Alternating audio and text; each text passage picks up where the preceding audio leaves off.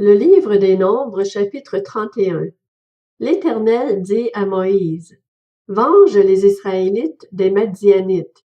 Ensuite, tu iras rejoindre les tiens. » Moïse dit au peuple, « Équipez parmi vous des hommes pour l'armée, et qu'ils marchent contre Madian, afin d'exécuter la vengeance de l'Éternel contre Madian. Vous enverrez à l'armée 1000 hommes par tribu de toutes les tribus d'Israël. » On choisit parmi les milliers d'Israël 1000 hommes par tribu, soit 12 000 hommes équipés pour la guerre. Moïse envoya ces 1000 hommes par tribu à l'armée, et avec eux le fils du prêtre Éléazar, Phiné, qui portait les instruments sacrés et les trompettes retentissantes. Ils firent la guerre contre Madian, conformément à l'ordre que l'Éternel avait donné à Moïse, et ils tuèrent tous les hommes. En plus de ces victimes, ils tuèrent les rois de Madian, Évi, Rékem, Tur, Hur et Réba, 5 rois de Madian. Ils tuèrent aussi par l'épée Balaam, fils de Beor. Les Israélites firent prisonnières les femmes des Madianites avec leurs petits-enfants, et ils pillèrent tout leur bétail, tous leurs troupeaux et toutes leurs richesses. Ils incendièrent toutes les villes qu'ils habitaient et tous leurs campements.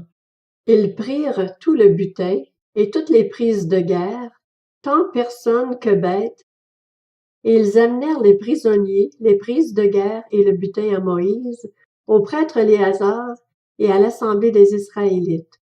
Ceux-ci campaient dans les plaines de Moab, près du Jourdain, vis-à-vis de Jéricho. Moïse, le prêtre Éléazar et tous les princes de l'assemblée sortirent du camp à leur rencontre. Moïse s'irrita contre les commandants de l'armée, les chefs de milliers et les chefs de centaines qui revenaient de l'expédition. Il leur dit, « Comment? Vous avez laissé la vie à toutes les femmes?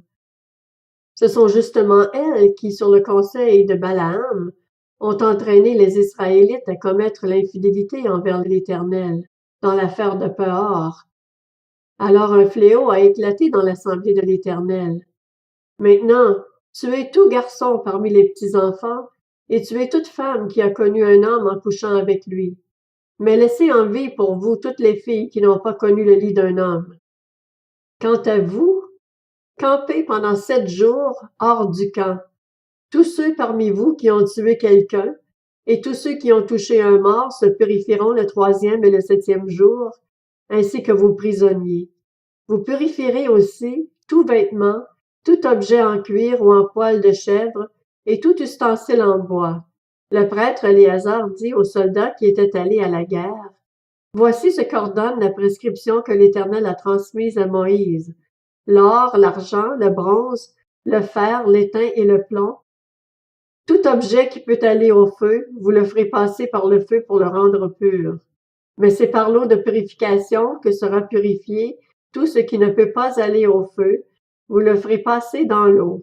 Vous laverez vos vêtements le 7e jour, et vous serez purs. Ensuite, vous pourrez entrer dans le camp. » L'Éternel dit à Moïse, « Fais, avec le prêtre Éléazar et les chefs de famille de l'assemblée, le compte du butin, des prises de guerre, tant personnes que bêtes. Partage les prises de guerre entre les combattants qui sont allés à l'armée et toute l'assemblée. Sur la part des soldats qui sont allés à l'armée, tu prélèveras une part pour l'Éternel, à raison de 1 sur 500, tant des personnes que des bœufs, des ânes et des brebis. Vous le prendrez sur leur moitié, et tu le donneras au prêtre Éléazar, comme une offrande à l'Éternel. Sur la moitié qui revient aux Israélites, tu prendras 1 sur 50, tant des personnes que des bœufs, des ânes et des brebis, de tout animal, et tu le donneras aux Lévites qui ont la garde du tabernacle de l'Éternel. Moïse et le prêtre Éléazar firent ce que l'Éternel avait ordonné à Moïse. Les prises de guerre, ce qui restait du pillage effectué par ceux qui avaient fait partie de l'armée, consistait en 675 000 brebis, 72 000 bœufs, 61 000 ânes et 32 000 personnes, des femmes qui n'avaient pas connu le lit d'un homme. La moitié formait la part de ceux qui étaient allés à l'armée, 337 500 brebis, dont 675 pour la part de l'Éternel, 36 000 bœufs, dont 72 pour la part de l'Éternel, 30 500 ânes, dont 61 pour la part de l'Éternel, et 16 000 personnes, dont 32 pour la part de l'Éternel. Moïse donna au prêtre Éléazar la part réservée comme offrande à l'Éternel, conformément à ce que l'Éternel lui avait ordonné.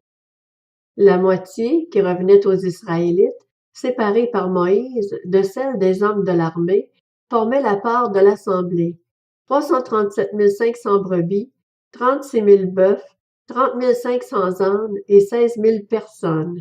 Sur cette moitié qui revenait aux Israélites, Moïse prit 1 sur 50, tant des personnes que des animaux, et il le donna aux Lévites qui ont la garde du tabernacle de l'Éternel, conformément à ce que l'Éternel lui avait ordonné.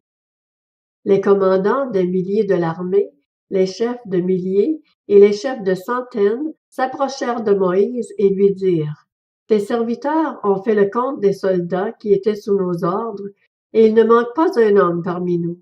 Comme offrande à l'Éternel, nous apportons chacun les objets d'or que nous avons trouvés, chaînettes, bracelets, anneaux, pendants d'oreilles et colliers, afin de faire l'expiation pour nous-mêmes devant l'Éternel. » Moïse et le prêtre Éléazar reçurent de leurs mains tous ces objets travaillés en or. Le poids total de l'or que les chefs de milliers et les chefs de centaines présentèrent à l'Éternel en offrande, faite à titre de prélèvement, était de 190 kilos. Les hommes de l'armée gardèrent chacun leur butin. Moïse et le prêtre Éléazar prirent l'or des chefs de milliers et des chefs de centaines et l'apportèrent à la tente de la rencontre comme souvenir pour les Israélites devant l'Éternel.